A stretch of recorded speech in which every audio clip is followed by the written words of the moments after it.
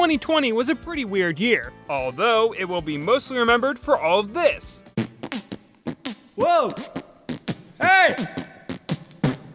Don't touch me! And also for having absolutely no bad cartoon episodes. Crazy, right? Not a single stinker in the bunch. So much so that I've decided to turn my top 10 best list into a top 20 best list, because I live for the symmetry of that title. It makes the kind of karmic sense I just can't resist. The same rules apply as previous years. Only one episode per show, official American releases only, and if I didn't watch it, it won't be on the list. Keep in mind that there will be occasional spoilers, no exclusives from Apple TV, CBS All Access, or Peacock, since I don't have them, and I'm mainly covering mainstream television animation, mostly material that I rarely mentioned over the past 12 months. Now with this list being twice as long, you'd expect the same to be said for the intro, but it's not. Let the disappointment over my opinions and decisions begin. Starting with a special announcement brought to you by YouTuber PatMac, known for such hits as The Wacky World of Weird Promotional Plushes and all the different ways you can eat SpongeBob SquarePants.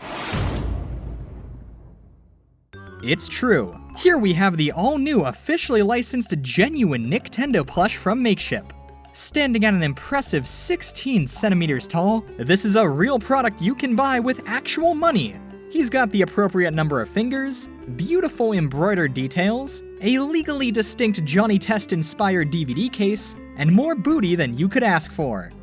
All this and more can be purchased for $25.99. and if you click the link in the description. However, while this sample may look good, in order for this plush to be put into full production, 400 units must be pre-ordered, though there's no limit on how many can be produced. The campaign ends in just 3 weeks on February 19th. Believe me, this Nick may just be the most marketable plush ever. And I mean, all the man behind the plush asks you to do is drop everything and buy his merchandise. Come on, you all love Tendo reviews, don't you? Buy one! Cartoon Network unleashed a couple of original shorts upon the internet this year, and the standout for me was Trick Moon. Not only was it from Geneva Hodgson, supervising producer of the anime convenience store show, but it also understood the key to my heart: blatant Sonic the Hedgehog references. This pilot introduces mischievous siblings Trickshot and Pocket, who have to protect their brother, the Prince, after he's trapped inside the magical Moonstone. It's like a cartoon for a 90s mascot platformer that doesn't exist, and makes for a test episode that's surprisingly fleshed out. There's a lot of stylized rules for animating and drawing the cast, and hints of off-screen histories, like between the Prince and the shadowy servant, Mage. He's voiced by Freddy from iCarly. Give it up, brats! You'll never catch up to me. The plot has a simple structure and moral, but it works for showing off the likable cast and cheesy action. Nice! Nice! Trick Moon looked like it was all set to be turned into a full series, but then Cartoon Network said, Not anymore. Not anymore. I know Trick is literally in the title, but this isn't funny, guys. I'm not a fan of the decision, but I understand it. Cartoon Network is in an odd transitional period right now, with new leadership and old creators coming in and out, as they shift their focus towards high-profile shows for HBO Max. I hope corporate restrictions don't prevent too much original content from seeing the light of day, but I'll remember Trick Moon as one of the best ones that got away. Well, you may have doomed us all, but I still think you're cool.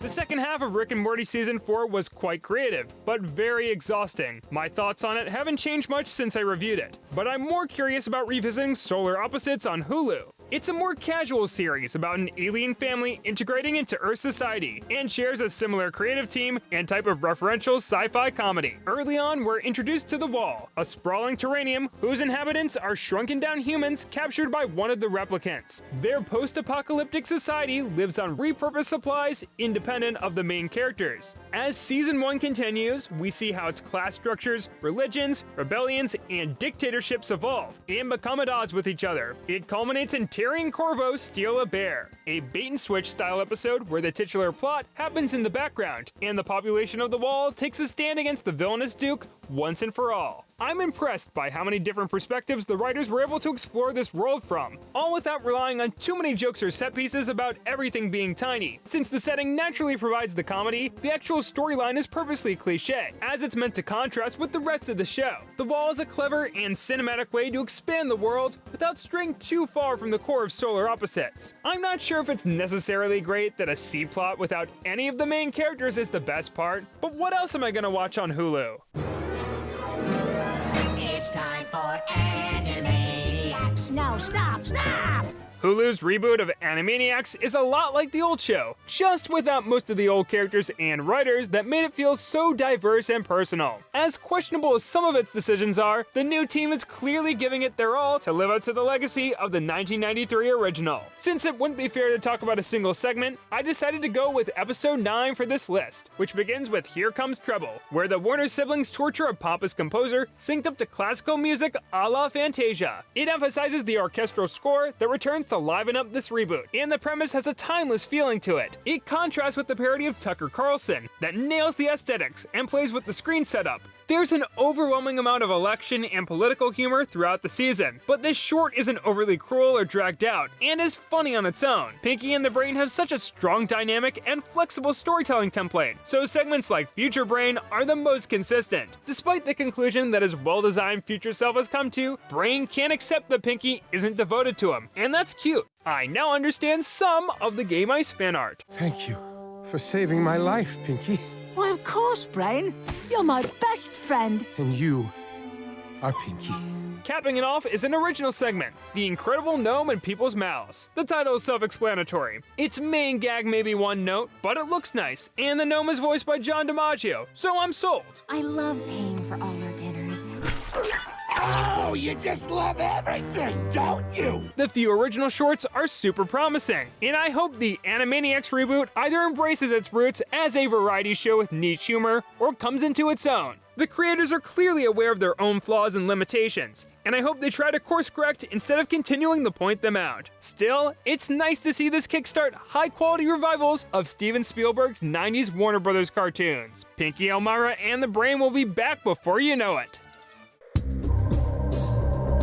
She-Ra and the Princesses of Power ended this year, and while I wish the ending had an epilogue or was slightly more definitive, I'm pleased it landed the way that the creators wanted it to. More LGBTQ representation in animation is welcome, but I was surprised that a big chunk of the season was a space adventure. Space adventure. It's an adventure in space.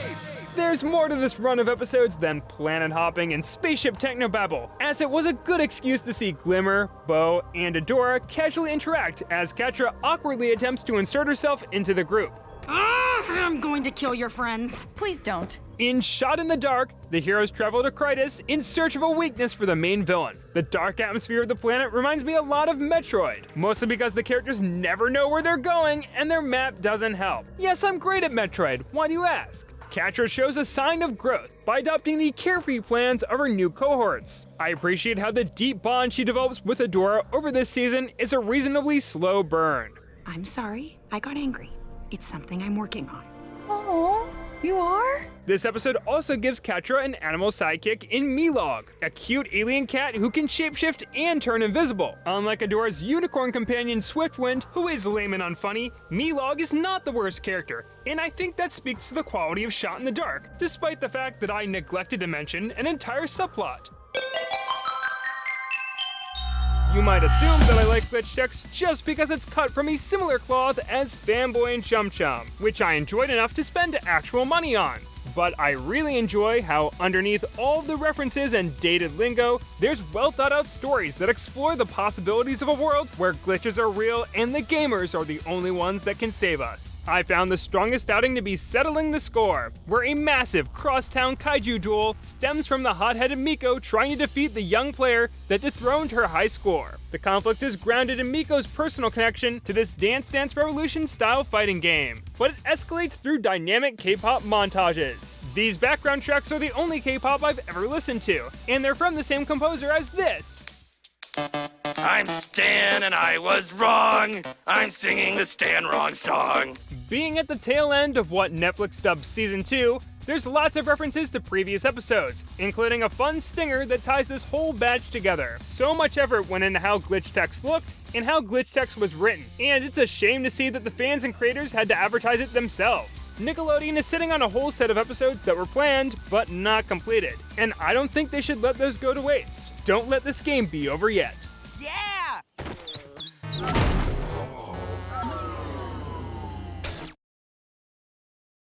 That's right, Lion-O. The Thunderian Education Council made a video. Woo! Now I love learning. Thundercats Roar came and went within 2020, and I've come to understand what it tried to be. A lighthearted tribute to the 80s original with its own lore, character shipping, musical numbers, and frantic but fluid animation. I still get the backlash, as this was a very silly and non-standard reboot, but I could call myself a fan by the time I reached one of the final episodes, Groon. An evil Thunderian ghost is sent after the Thundercats, and he wants revenge on Jaga, the king's former advisor. This is set up for a standard showdown, but it's enhanced by themes of revisionist history and standing up to authority, along with character development for Lion-O that shows he's becoming a more responsible leader. Sometimes Thundercats Roar can fall a little flat visually and comedically, but underneath the wackiness is a detailed affinity for this franchise. 52 episodes is a fine run for an experimental incarnation that wasn't given a chance by its network or studio. The show might be dead, but I'm confident its spirit will live on. Just like this evil cat general, who was perfectly casted as this musician named Thundercat.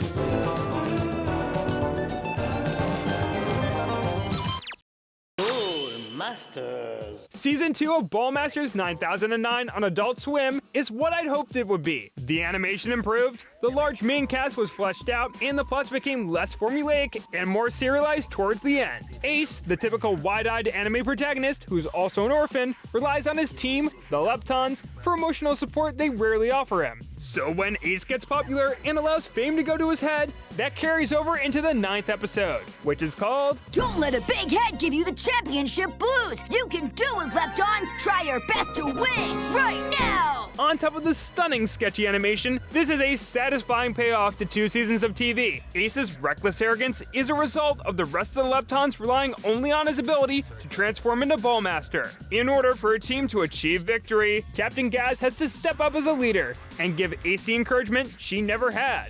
Kinda thought I was a god for a second. Well, you know God, kid, 'cause I believe in ya. Since this is the end of an underdog story, the plot is a little predictable, but the attention to detail kept me invested. The animation in particular makes both Ace and the Lepton's opponents out to be dark and dangerous threats, and it remains the star of this show.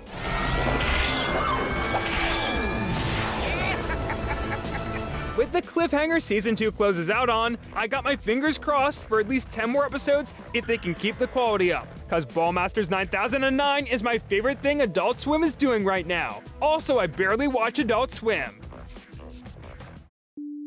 Simpsons, eh? Call it quarantine blues, but I ended up watching all of this year's episodes by accident, and I thought a handful were surprisingly good, including the one with Weezer, where Weezer played a Weezer cover band. This was a good year if you're a guy who likes Weezer showing up in your cartoons. That guy's gotta be out there somewhere.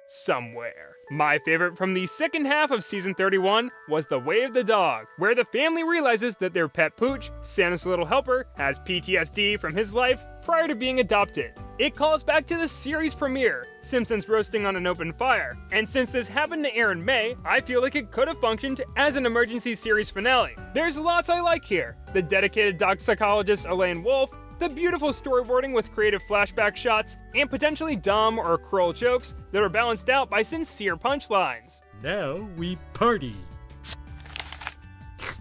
Ew, why do you eat candy that way? I already brushed my teeth. Oh. The Way of the Dog is a little sappier than I would expect The Simpsons to be, but sometimes that's the exact kind of episode I want to watch. One that builds comedy around its emotional core, not through it. I can't believe super sad dog-related episodes of Matt Groening shows is a genre now. When you think about it, Amphibia is a lot like Family Guy. It can do all the things that make us laugh and cry. This is made clear in Hopping Mall, which asks, hey, isn't it kinda messed up that Anna's been cut off from Earth and might never see her mother again? The answer is, yeah. Season 2 has done a lot to expand the setting, and this one has the planters explore a marketplace in the bustling city of Newtopia. Although whoever put all that effort at risk by pitching a store that's straight up called Frog Claire's is an unsung hero. The family is split up, and I do wish we saw more of Polly and Hop Up, but Sprig and Ann competing together to win the perfect gift for Ann's mom is a fun set piece. There's some top-notch character design here, including some nods to Super Smash Bros.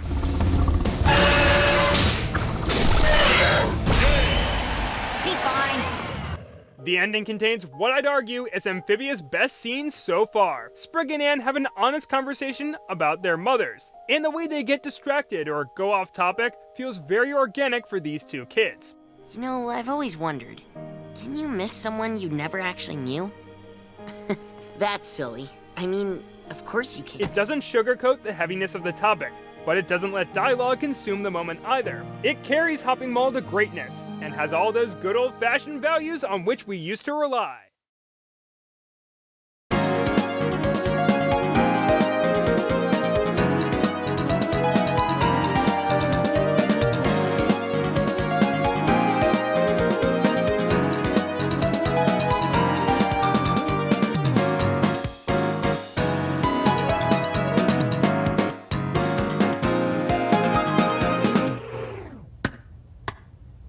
What time is it? Time for you to shut up! This is what the human characters in the Owl House look like. The Hoot Hut is not what I expected it to be, but that's okay, because the twisted magic school show that it became was a solid avenue for character-driven fun, like Enchanted Gromfrite. The Boiling Owls version of prom calls back to ideas set up in the pilot, and puts emphasis on both major and minor cast members. Lieutenant Tarp, I'm gonna puke! Ugh. Gus is shown to be a naturally skilled MC, instead of having to prove himself, and gets to teach King something. It's an underrated moment for Gus, unlike the A-plot, which got all the attention it rightfully deserved. As Luz and Amity gradually come together to take on a fear-mongering monster, the romantic chemistry between them becomes more clear without distracting from the plot. You've done things I could never do. Yeah, right. You going soft on me, Blight? In your dreams. Their dance fight is given the proper amount of gravitas, thanks to some silky smooth movement and fancy lighting, but it doesn't sacrifice the pacing of Luz and Amity's relationship for the sake of a flashy reveal. Enchanted Gromfrite makes light use of tropes, but also broke new ground for Disney TV animation. It broke new ground! And kept me invested in the Owl House for the rest of the season. There were only 3 episodes left in the season, but my point still stands. This year's most detailed and fantastical episode of Craig of the Creek, another show that understands the key to my heart, was fittingly titled In the Key of the Creek, where Craig imagines that he's on an outdoor adventure while stuck inside for the day. Also, it's a musical. Make it make sense with song. So many Creek kids and musical numbers that I can't play here for fear of copyright are jammed into 11 minutes, with each area of the creek having different instrumentation. But I'm surprised by how many characters get to sing and how many genres are covered. The original cast gives it their all, along with the crew members singing backup. The perspective expertly switches between Craig's fantasy and the real world, the former of which is differentiated by heavy lighting effects, panning shots, and mixed media that makes this all the more unique. In 2020, Craig of the Creek continued to push its intricate storyline, seemingly with an end in sight. It still kept me invested, but bringing it back to kids using their imaginations to enhance their mundane world was the perfect kind of positivity for this year.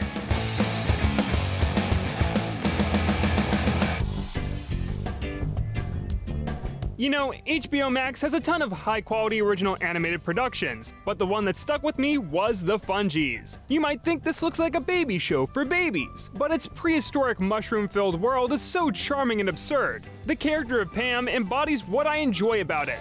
Ugh, you eat this, Pam? Yes. Is it good? No.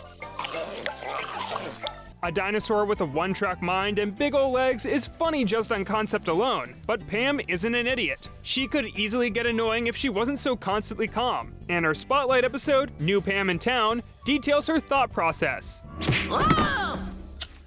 I'm not disappointed in you, I'm disappointed in me for hiring a dinosaur. Pam is invited to live in Fungi Town, giving her a chance to interact with all of its offbeat residents. I like how shots are strung together in a few montages, and the Fungis generally does an excellent job mixing up its visuals with something new and surreal. That includes ending this episode with Pam controlling a makeshift mech suit made out of fungi parts. It was foreshadowed, so I can't question it. If you enjoyed the childlike surrealness of Clarence, I think you'll get a kick out of this. If you need an incentive, you can even watch New Pam in Town for free on YouTube. If that doesn't convince you to check it out, maybe this shot of Pam sitting on an egg will. Pam, you're a celebrity. Aren't you happy? I am filled with endless dread over the thought of my face on a billboard for everyone to see. Haha, silly Pam. The sudden cancellation of Rise of the Teenage Mutant Ninja Turtles isn't surprising for Nickelodeon, but it is for such a slickly written and jaw-droppingly good-looking show. Despite only having 13 half hours to work with, Season 2 still felt personal and made time to redeem its head villain and flesh out the mystical Hidden City. The multi-part ending rose to the occasion and tied up so many loose ends in a spectacular fashion. But if I talked about that, I'd just be repeating what I said about the Season 1 finale. Instead, here's Clothes Don't Make the Turtle, where the boys are stuck in an 80s movie makeover montage with no memory of how they got there. We need clothes? What's wrong with how we normally look? I love me some high-concept non-linear storytelling, but this is also a chance for the designers to draw the turtles dressed in loads of different outfits. There's still some action, courtesy of a chase scene that reminded me of the Mad Mod episode of Teen Titans. But the unique personalities of the turtles all get a chance to shine while they solve the Memento-style mystery. Watching them come into their own helped make this the version of Teenage Mutant Ninja Turtles I connected to the most. And hopefully, the upcoming Netflix movie will be a deserving send-off. Although, if they skimp on the budget, I'm going to send the Nickelodeon social media intern a strongly worded tweet about something they have no power over. Then they'll hypothetically be sorry. What are we waiting for? Let's go! Did they just leave us here? Hilda Season 2 did what a sequel should. Crank up the emotions, scale up the stories, and follow up on as much as possible. Once again, another one of its episode 8s lands on my best of list, The 50-Year Night. After being grounded, Hilda finds that her neighbor, Mr. Ostenfeld, has a collection of magazines that allow him to travel to the past and relive a night where he met a woman at a nightclub who he never saw again. Ever curious, Hilda decides to change the past by giving a younger Mr. Ostenfeld a friendly nudge. Surely, nothing bad could come from this. Let's go home. Something bad comes from this. Hilda screwed up the timeline, so now everyone must die. The stakes are higher than they've ever been. Even though the focus is on the bond between Trollberg citizens we've only seen once or twice before. But I care about the couple because Hilda cares. And that makes the realization that these two can never be together all the more bittersweet. The audience sees them fall in love to the sounds of big band jazz music that gives this time period its own vibe. I don't think the 50-Year Night is an ideal example of this season's strengths, but it's a time travel episode. And I'm always down for escaping the current year, even if it puts fictional lives on the line. We saw ourselves die! Twice!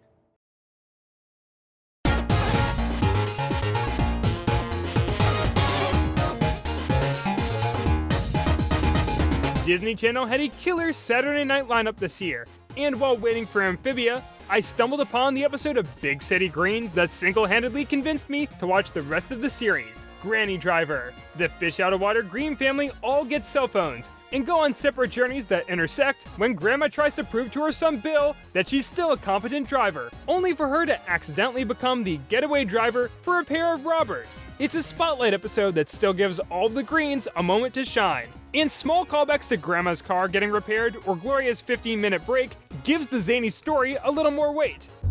I can't believe that yet again, my actions have had consequences. The artist also went above and beyond with the car chase that caps off the episode. It's character-driven and filled with background gags, but still feels suspenseful and grandiose. At its best, Big City Greens can take a cliché premise and put its own spin on it. You know, like modeling characters after Jesse and James from Pokemon as an inside joke from a storyboard artist, since Grandma shares a voice actor with Meowth. That's right!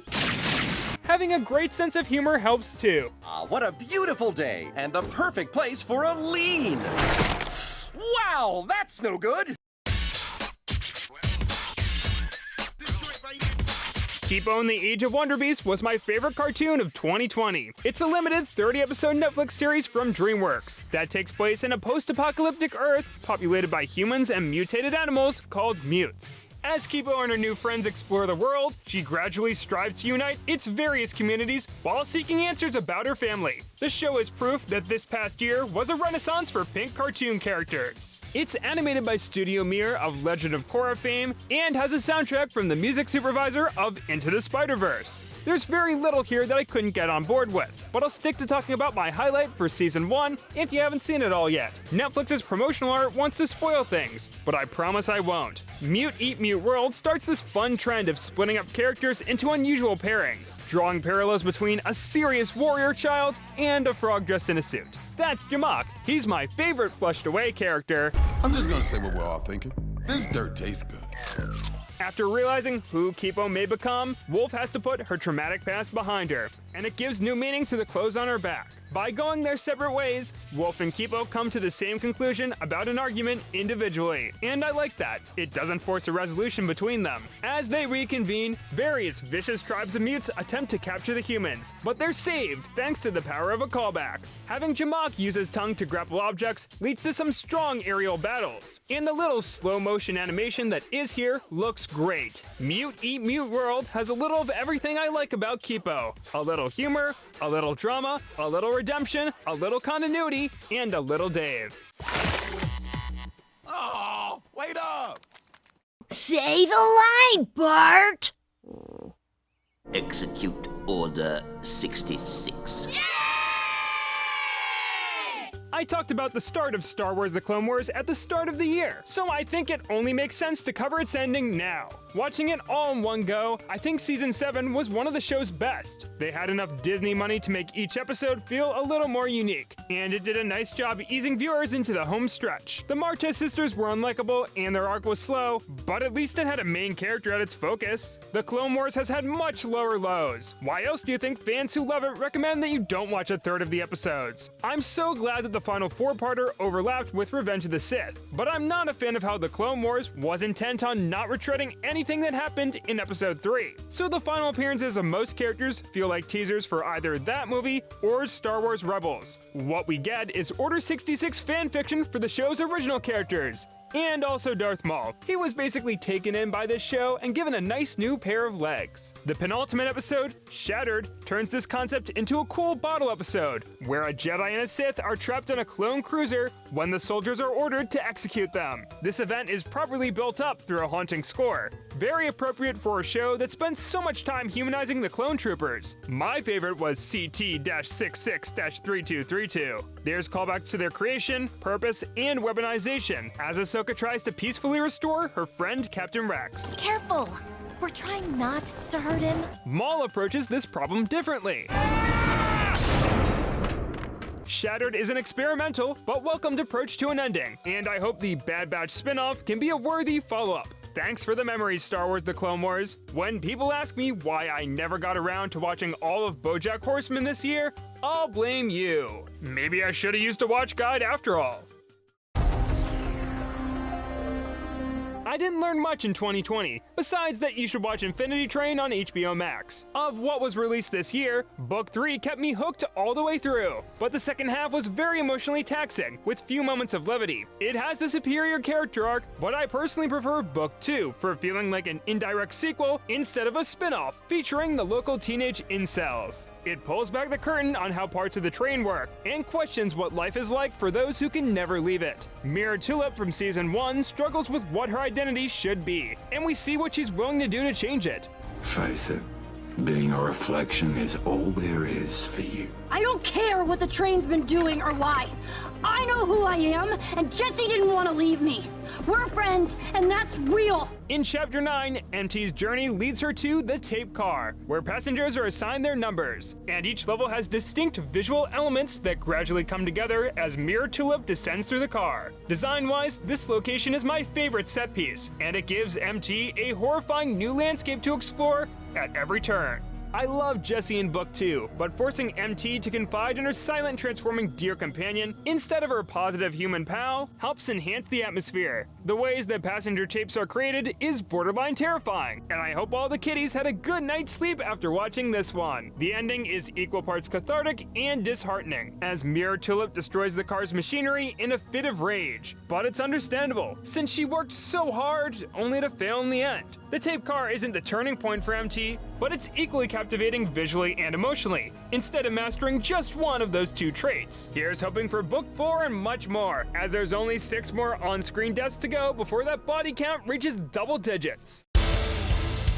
I no longer stand by my claim that Little Homeschool was my favorite episode from the first half of Steven Universe Future. That was a response to all the new possibilities it opened up, and how it teased new relationships and struggles. If that was a very 2019 episode, then its follow-up where Steven accidentally murders someone is a very 2020 episode. Fragments has Steven seek a new way to control his powers in Jasper, his grumpy former foe. Here, she takes herself very seriously, and rides a fine line between being menacing and petty, as many teachers tend to do. Lesson 1.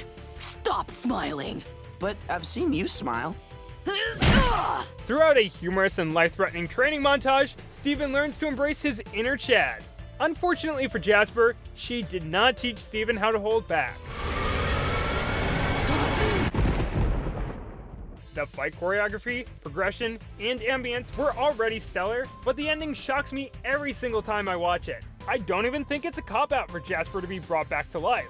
Generally, you could argue that, for lack of a better term, the diamond bathwater that revives gems is basically what Steven was trying to achieve for the first 5 seasons. Plus, the way that Jasper addresses Steven as my diamond for the first time shows how far from himself he's fallen. This is much more powerful than if Jasper's final lines were, I don't have the authority to say how accurately Steven Universe Future tackled mental issues, but I found it to be a mature analysis of Steven's character that considers all he went through in the original series. It's a literal Steven Universe retrospective.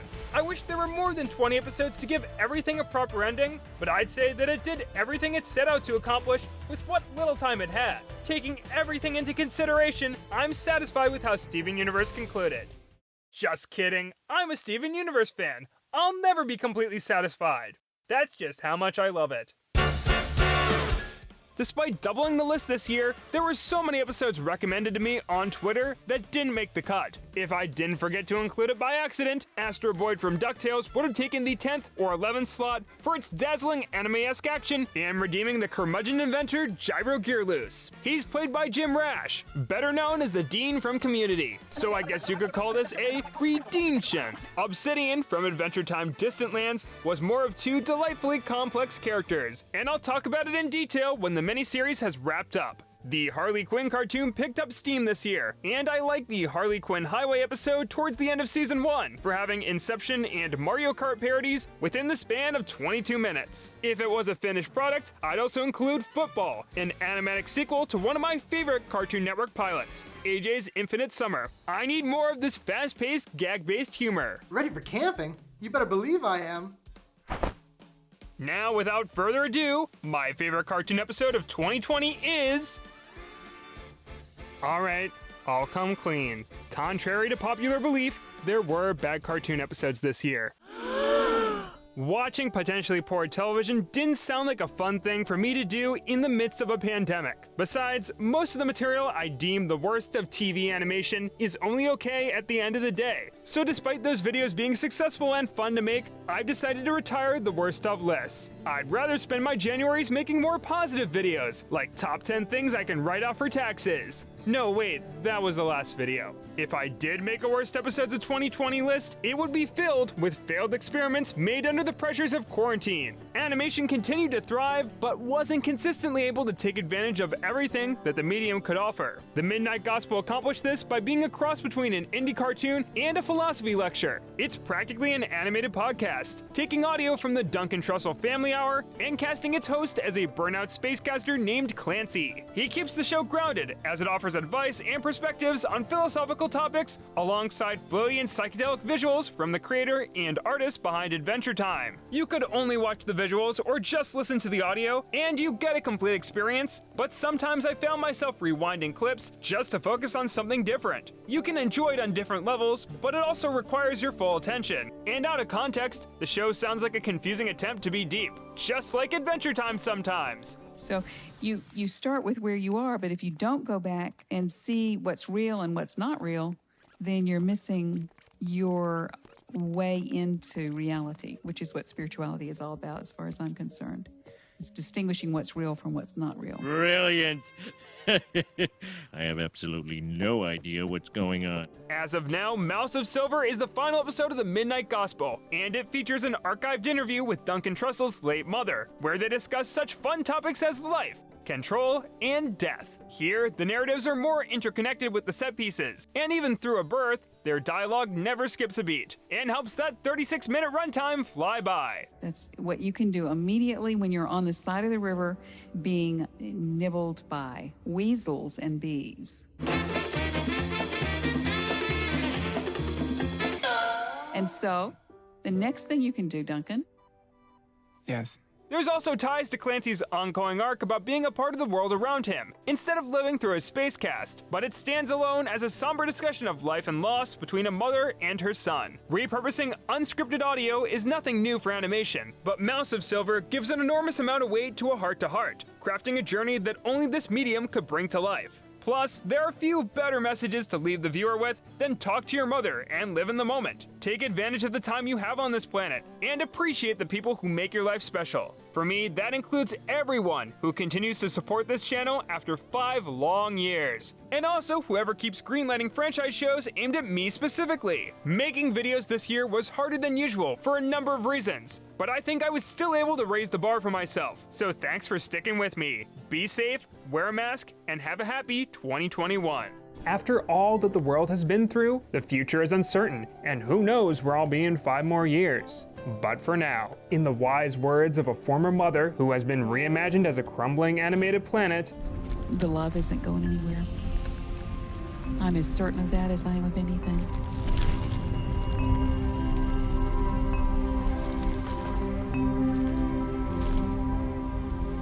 Right. I believe you.